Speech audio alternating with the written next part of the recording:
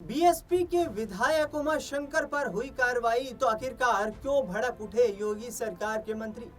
जी हां, उमाशंकर जो कि बीएसपी के विधायक हैं, उनके कई ठिकानों पर इनकम टैक्स की छापेमारी हुई। इस छापेमारी के बाद उत्तर प्रदेश की राजनीति में सियासी बवाल आ गया। बता दें आपको कि उमाशंकर के स्वास्थ्य को लेकर लगातार सवाल खड़े हो रहे हैं। लगातार जो रिपोर्ट्स सामने आ रही है वो ये भी है कि उमाशंकर जो कि बीएसपी के विधायक हैं, उनकी स्वास्थ्य स्थिति ठीक नहीं है और पिछले करीब 2 सालों से लगातार वो इलाज करवा रहे हैं। ऐसे में जांच एजेंसियों की इस तरीके की कार्रवाई जो है ये कहां तक उचित है, इसको लेकर भी कई गंभीर सवाल खड़े हो गए हैं। मंत्री दिनेश सिंह का वो बयान बताऊंगा आपको जिसमें उन्होंने इनकम टैक्स की इस कार्रवाई को लेकर सवाल खड़े कर दिए हैं। लेकिन उससे पहले ये बता देता हूं कि आखिरकार ये पूरा मामला क्या है। ये पूरा मामला उत्तर प्रदेश के सोनभद्र का है। खनन मामला है। खनन में के राजस्व में घोटाले का मामला सामने आया है और जिसके बाद सीएजी की जो रिपोर्ट सामने आई उसमें वित्तीय अनियमितताएं पाए जाने के बाद इनकम टैक्स ने ये कार्रवाई की है। 10 करोड़ रुपए उमाशंकर के करीबियों के घर से कई छापेमारियां करके जुटाए गए एजेंसियों के द्वारा। और अब मंत्री ने क्या कुछ कहा है उस बयान को भी आपके सामने मैं यहाँ पर प्रस्तुत करता हूँ। यूपी सरकार के मंत्री दिनेश सिंह ने एजेंसी की कार्रवाई को लेकर सवाल खड़े कर दिए। उनका कहना है कि आज उमाशंकर का जो परिवार है, उमाशंकर का परिवार मुश्किलों से जूझ रहा है। उमाशंकर मानसिक तौर पर बीमार है। उनका इलाज सिर्फ भारत ही नहीं बल्कि अमेरिका में भी चल रहा है और पता चला है कि वो 2 दिनों पहले ही अमेरिका से स्वदेश लौटे हैं और ऐसे में 2 दिनों के भीतर ही उनके करीब कई ठिकानों पर यहाँ पर छापेमारी होती है, जिसमें सोनभद्र, कौशाम्बी, लखनऊ और अन्य जगहों पर छापेमारी की खबरें सामने आ रही हैं। ऐसे में अब मायावती के करीबियों पर, मायावती की पार्टी के नेताओं पर, वर्तमान विधायक, पूर्व सांसदों, पूर्व विधायकों पर जिस तरीके के आरोप लगते रहे हैं, क्या ये इनकम टैक्स, ईडी, सीबीआई की जांच और ज्यादा गहराती हुई नजर आएगी? ये सबसे बड़ा सवाल है।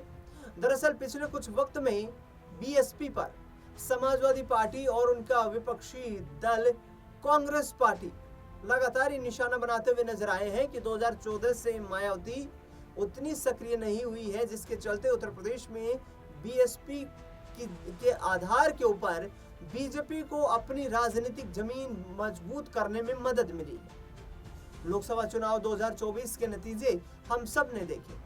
16 ऐसी सीटें थी जहां पर इंडिया गठबंधन का प्रत्याशी जितने वोटों से हारा, उससे लगभग डबल वोट मायावती के प्रत्याशी को मिले।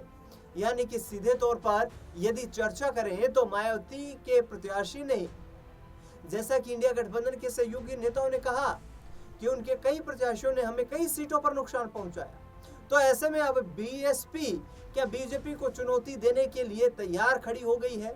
मायावती क्या पलटवार करते हुए नजर आएंगी? 2027 की रणनीति को लेकर मायावती ने अपना रुख स्पष्ट कर दिया है। मायावती का कहना है कि हम अकेले ही 403 विधानसभा सीटों पर चुनाव लड़ेंगे। भले ही आज लोकसभा में हमारा एक भी सांसद नहीं है, विधानसभा सदस्यों की संख्या नाम मात्र की एक है जिसका नाम उमाशंकर सिंह है और राज्यसभा में भी उतनी मजबूत बीएसपी नजर नहीं आ रही। उसके बावजूद भी मायावती का कहना है कि मजबूती के साथ हम लड़ते हुए 2027 में वापसी करेंगे और हमें पूर्ण भरोसा है कि संगठन की शक्ति के ताकत के आधार पर और कार्यकर्ताओं की मेहनत के आधार पर हमें उत्तर प्रदेश में अपनी सियासी जमीन वापस मिलेगी।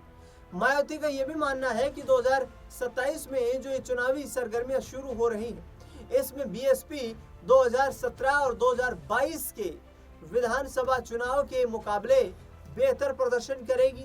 बीएसपी पलटवार करेगी। यहाँ पर लोग बीएसपी को यहाँ उम्मीद के तौर पर देख रहे हैं, मायावती का कहना है।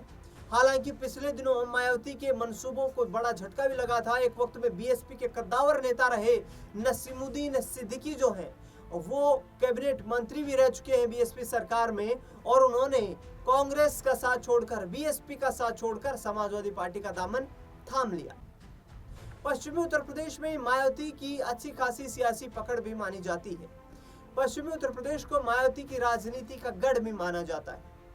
लेकिन उमाशंकर सिंह के ठिकानों पर हुई छापेमारी ऑफिस और इसके अलावा कई अन्य ऐसे ठिकाने रहे जिन पर कार्रवाई की गई। इनकम टैक्स की ओर से जांच एजेंसियों ने जिस तरीके से जो तमाम जगह को खंगालना शुरू किया, खबर ये सामने आई कि करीब 10 करोड़ रुपए जो हैं उनके करीबियों के घर से बरामद कर लिए गए, जो कि उमाशंकर से किसी न किसी तरीके से जुड़े हुए थे। आगे इस पूरे मामले में क्या जांच होगी ये देखना दिलचस्प होगा। हालांकि मंत्री ने जिस तरीके से अपनी यहाँ पर असंतोष जाहिर किया है, असहमति जाहिर की है इस रेड के खिलाफ, उससे ये प्रतीत होता है कि कहीं ना कहीं बीएसपी को लेकर भारतीय जनता पार्टी भी सॉफ्ट हैंड रखना चाहती है। बीएसपी 2027 में कैसे वापसी करेगी, मायावती के लिए बड़ा चुनौतीपूर्ण रहेगा।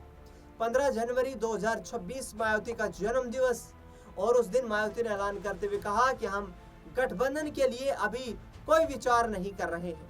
हालांकि कांग्रेस पार्टी के प्रभारी अविनाश पांडे ने सीधे तौर पर यह कह दिया था कि कांग्रेस एक सेक्युलर पार्टी है, मायावती संविधान में विश्वास रखती है और मायावती यदि हमारे साथ आकर गठबंधन में शामिल होती है, कांग्रेस के साथ मिलती है, समाजवादी पार्टी के साथ मिलती है, सत्ता परिवर्तन के सफर में हमारा सहयोगी बनना चाहती है, तो हम उनका स्वागत करते हैं।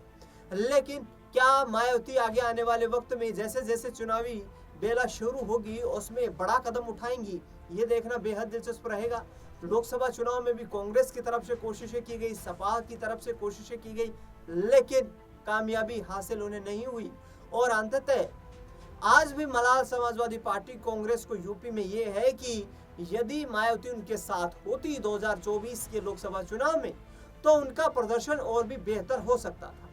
हालांकि अखिलेश यादव ने यह कहा कि पीडीए की रणनीति सभी समाजों को साथ लेकर चलने की रणनीति है और इस रणनीति में हम पीछे बिल्कुल नहीं हटेंगे। उन्होंने कहा कि आगामी वक्त में लड़ाई सीटों की नहीं बल्कि सरकार बनाने की है, लड़ाई यहाँ पर जद्दोजहद की नहीं बल्कि जीत दर्ज करने की है। मायावती को कितनी सफलता, कितनी कामयाबी हासिल होगी और किस तरीके से अपनी रणनीति बनाएंगी, ये देखना बेहद दिलचस्प रहेगा। कई उनके जो राजनीतिक विरोधी हैं वो ये बात कह चुके हैं कि मायावती राजनीतिक तौर पर कहीं ना कहीं अपने आप को कमजोर कर रही है और जिसका फायदा भारतीय जनता पार्टी उठा रही है। हालांकि आजाद समाज पार्टी भी लगातार अपने संगठन को मजबूत करने में जुटी हुई है। आजाद समाज पार्टी के सांसद जो कि नगीना लोकसभा का प्रतिनिधित्व करते हैं, चंद्रशेखर ने सीधे तौर पर कहा है कि 2027 का वो चुनाव है जो प्रदेश के विकास की गति, रफ्तार और प्रदेश किस दिशा में आगे बढ़ेगा ये निर्धारित करेगा। तो कई चुनौतियां मायावती के सामने, एक तरफ वोट बैंक को बचाने की, दूसरी तरफ इस तरीके की जो कार्रवाई हो रही है इस पर किस तरीके से मायावती रणनीति बनाती हुई नजर आती है, ये देखना बेहद दिलचस्प रहेगा। लेकिन उमाशंकर के ठिकानों पर जो छापेमारी हुई है वो कहीं ना कहीं यहाँ पर मायावती को राजनीतिक तौर पर सोचने पर जरूर मजबूर कर देगी। देखना दिलचस्प होगा कि मायावती का राजनीतिक तौर पर सियासी कदम क्या कुछ रहता है। इस खास रिपोर्ट में फिलहाल के लिए इतना।